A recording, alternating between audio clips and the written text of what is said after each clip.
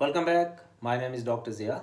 I asked you a question, and the question was, do you want to know how to build workplace team? I hope you commented below your answer, your input, your valuable input. All right.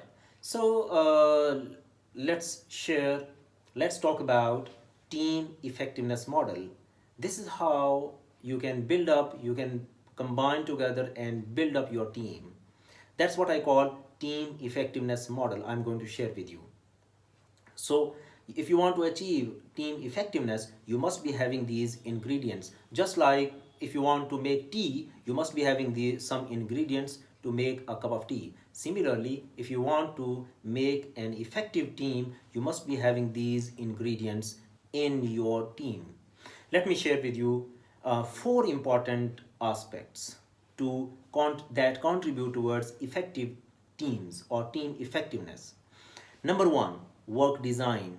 Number two, composition of the team. Number three, context. Number four, process. So number one is work design. What I mean by work design means how much autonomy is in the work design, and what is the skill variety which is needed to perform work or task. What is task identity, what is task significance. So all these four aspects combined together, they are the sub ingredients of work design. Let me repeat: autonomy, skill variety, task identity, task significance. They combine together to make work design. So as a leader, you must check the work design, these sub aspects. Number two, let's move towards the second ingredient, that is called composition of the team. When I talk about the composition of the team, you as a leader, if you want to compose a team or make a team, you must focus on these sub ingredients of the composition. Number one, you must focus on the ability. Some people are having low ability or mediocre ability or very high ability.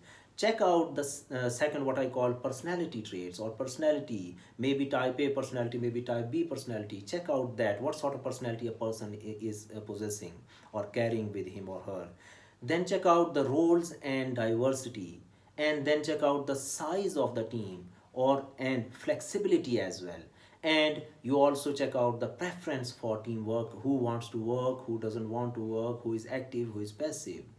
Preference for teamwork. So in this composition, the second ingredient, you must be focusing on ability, personality, roles and diversity, size of the team, flexibility, preference for teamwork. That would contribute towards effective team or team effectiveness. Now let's move towards the third ingredient. That's what I call context. When I talk about context, I really mean these sub ingredients. Number one, adequate resources are important. Leadership is important within the team. As team or working team, you will see some emerging leaders in the team. They go for helping each other, supporting each other. So check out those. The third sub ingredient is climate of trust. What sort of climate is existing? Either climate of trust is existing or not. If it is existing, to what level it is existing or it can be existing. Performance evolution.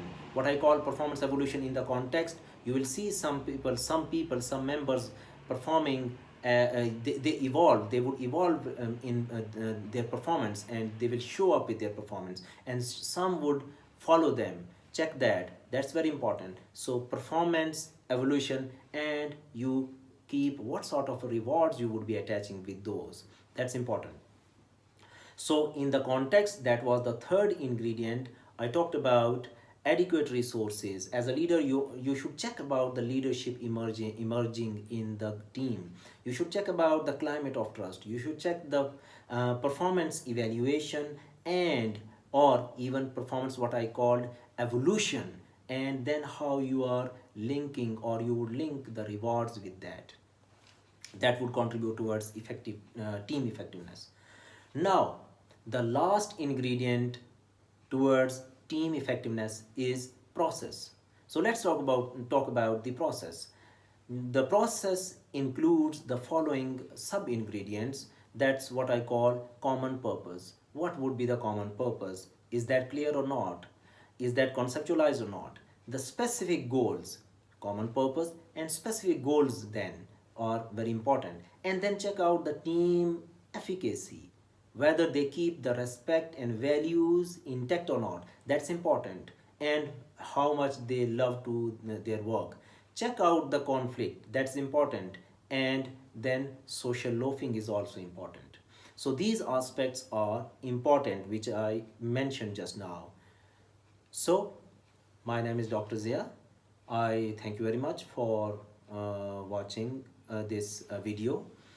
Here, if you like it, please press the subscribe button and like it and share. See you in my next part, lecture 11.